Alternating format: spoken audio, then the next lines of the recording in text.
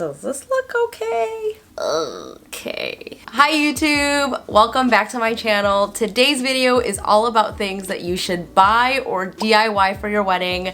So I want to preface this by saying that my wedding was a big one. I had almost 500 guests, so I had less than 50 tables because some tables I consolidated into tables that were more than 10 people, but that's just like too much detail that I don't want to get into. Sorry, Planty. So I want to start off this video by saying that I honestly am so surprised by how many people subbed from my wedding Amazon videos. So thank you so much for subbing to my channel. I thought that this video was perfect for all of you guys getting married and want to save money and also love to DIY like I do. So I definitely have the perspective to what you should spend money on and what you should save money on. And especially knowing me, I want to stick within budget, but I know that I have the skill to DIY a lot of things. But the thing that I'm going to say is that when you think about your wedding and how stressful you're going to be, just think about your sanity, number one, and also just think about how much time you actually have to complete projects. So there were definitely more things that I wanted to DIY, but I just couldn't because it was just going to be too much of a time crunch or it was just going to be way too stressful. So basically, if you really wanted to, you could DIY literally every single thing on this list, but there's just some things that you just shouldn't, and that's what I'm going to share with you today. And let's get into it. So the first thing that I'm going to start off with is that I DIY'd my flowers and specifically my centerpieces, and that was it. For my larger centerpieces, which were on these gold stands, so I'm going to insert pictures, and I'm also going to link below the company that I used to buy the flowers. But I just found that if you buy flowers and assemble it yourself the night before with your bridesmaids or your aunts or your relatives, it really does save you so much money. And if you think about it, I had almost 50 tables and I decorated it all for a grand total of, for my table florals, I spent under $1,000. So I literally spent close to $900 for my table decor, and that is for 48, 50-ish tables, including my head tables. And that is a buttload that I saved because when you compare it to how much I paid for my bouquets, I paid the florist $1,090 for my bouquets and for my bridesmaids bouquets, and as well as personal flowers for the groomsmen and the parents. That is a lot of flowers. That is a lot of money that you're spending on flowers. And what I will say is if you can find a company, and I'll list a few down, that actually have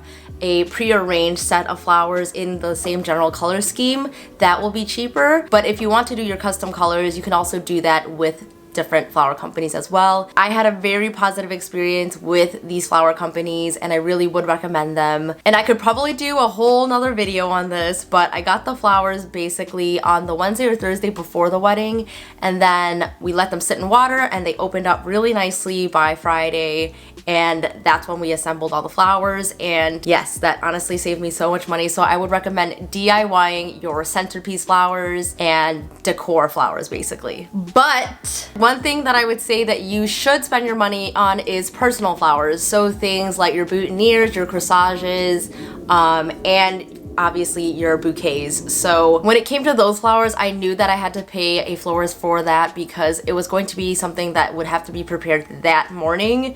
And seeing that I had to wake up probably at 7 a.m., I was not going to do my own flowers, and I was not going to stress out anyone else in my wedding party or in my family to do that. I know it is very doable, but considering the time crunch, I think that it was a better move to just leave it to the florist. And it was nice working with the florist because that way I knew initially where to start with the types of flowers that I was going to have in my bouquets and what colors went with what. And that way I was able to order my flowers to DIY. And I even told the florist that, and he was totally okay with it. He wasn't judging me for only using him for the bouquets and not using him for the centerpieces. So I definitely would recommend doing that if you want to save money on flowers. So yeah. Number 2 item that you should DIY and not buy are wedding gifts for your wedding party. I've seen so many kits on Etsy and they are kind of overpriced for what you're getting. You're essentially getting a box with some stuffing and then things that you could buy on your own, like tumblers, robes, flasks for guys, and tie clips, that kind of a thing. Those are things that you could definitely DIY, and especially having 7 people on both sides of your wedding party, it kind of gets expensive. So what I did was I kind of splurged on getting a robe for my bridesmaids, and then I saved money by just DIYing the box itself. So I definitely recommend doing that. Don't just buy a set of everything that costs, I don't know, 60 bucks or whatever for it just to get it customized. I think the smartest way to do it would be to buy a vinyl from Etsy, so you can get things customized or handwritten, whatever you want it to be. But since I have a Cricut and I also do calligraphy, I was able to save money there. And then just buy boxes from the dollar store, from Michael's, Target. They have some really great options. And one of the best things that I found is actually this filler that is from the Dollar Tree, and it is actually a type of dried grass look that actually looks really, really good in gift boxes, and it's cheaper than crinkle paper, which I don't understand because a big bag of crinkle paper at Michael's is like $8 or something like that. But definitely hit up the Dollar Tree and see what you can find there before you spend your money on Etsy, because something looks really, really cute. And I know it looks really, really cute, but I know that you can also make one that is just as cute and as customizable as you want it to be. The second item that I think you should buy, I guess I'm switching between DIY and buying. I'm sorry if this video doesn't make sense. But number 2 item that I think that you should buy is actually a backdrop. And I originally bought materials on Amazon to make a backdrop because I wanted this like crepe paper flower wall type thing, and honestly it would have costed me way more to buy the materials and the actual stand to hold the photo backdrop than to actually just rent it. And the way that I found the person that I rented it from was actually Facebook Marketplace. So I would say check out your Facebook Marketplace and see what people have to offer on there before you spend money on making your own backdrop. And also, when you think about it, like, a backdrop seems like it's really easy to make, which it could be depending on what you want it to look like, especially if it's just a curtain or if it's flowers, that kind of a thing. That is not that hard to DIY, but the problem that comes with having a big backdrop for your wedding is the setup and the breakdown. So essentially, when you are hiring someone, you're paying them not only to, you know, bring the physical item, but also to set it up at the time that you want it to be there and to take it down. And instead of you worrying about it or someone in your wedding party having to do it, you have someone else that is paid to do it. So I ended up getting my backdrop for only $200 for literally the whole night, and my wedding was from 7 to like 1, and I had them stay from, I think they were there from 7 to either 7 to 11 or 7 to 12, which is really great for $200. It was this local lady who already has the backdrops and the setup, and she had the exact colors that I wanted, so definitely a buy and not a DIY for me. Third thing that you should DIY are signs, guest books, and place cards. So things that are more personalized. And I found that I was able to DIY everything by either using my Cricut machine or just doing it myself. And if you don't know how to do calligraphy, you can definitely learn by the time your wedding comes. And if you don't know how to do calligraphy but you want to DIY it yourself, there are definitely ways for you to learn how to do faux calligraphy. And that honestly is a really cost-effective way for you to get things personalized without having to spend a lot. When it comes to personalizing things, I ended up doing the place cards by myself. I basically just created my own template. You can also buy a template on Etsy for pretty cheap and just get it done at your local FedEx, Kinko's, and that saved me so much money. I had 500 guests, so place cards were gonna cost me almost $500 for that, and instead I got it done for $55, I think, altogether with the printing and the paper. So definitely save so much money on that, and I would recommend for you to do the same. Honestly, your guests aren't going to really remember your place cards unless you do something like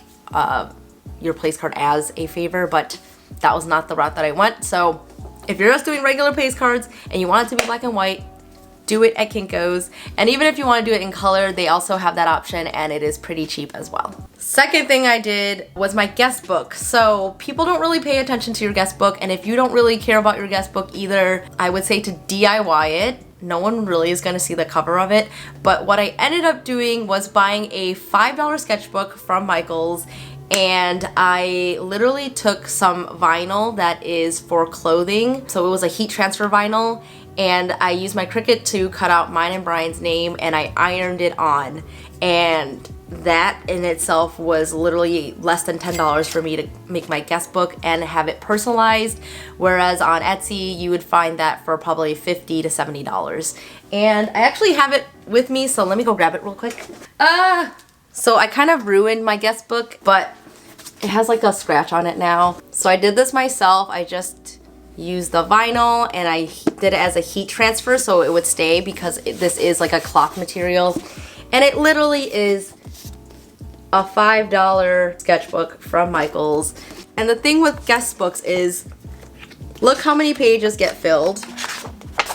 Okay, how many? 5 pages, and I had 500 people come and they did not fill this out. So definitely, if a guest book is not important to you, save your money and just DIY it yourself. And the last thing was DIYing my signs. So since I know how to do calligraphy, I was able to do that all by myself and not have to use anything. But an alternative would be to buy your own signs and then just buy vinyl on Etsy. So have a seller customize it with your name and then just apply it yourself. And there you go. You have something that's custom, that is reusable and also resellable. Do I have anything else? So my last item that you should buy for your wedding is honestly anything that you think is worth buying. So if DIY is not an option and renting is not an option, then buy things secondhand.